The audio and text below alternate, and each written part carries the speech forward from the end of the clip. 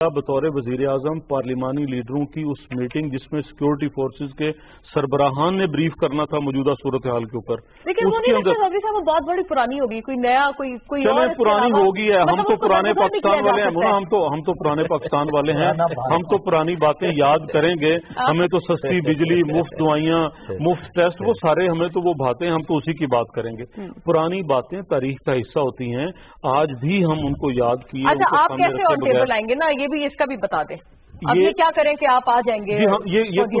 ये देखें, वजीर आजम साहब की जिम्मेदारी है, वजीर आजम साहब ये जिम्मेदारी अदा करें, वो पार्लियामान के अंदर भी तशरीफ लाएं, वो मुश्तरका इजलास भी बुलाएं। ये तजवीज बाकायदा दी गई है कि वो मुश्तरका इजलास बुलाएं, इन कैमरा करें, सब लोगों को बोलने का मौका दें। उसके बाद पार्लिमानी रहनुमाओं को बुलाएं वजीर आजम। कोई नहीं जाएगा तो वो एक्सपोज होगा।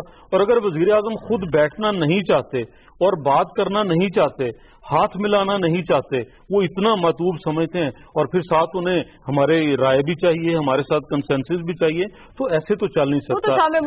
एक ज़िमनी सी बात मेरे भाई ने कही, वो इल्जाम है।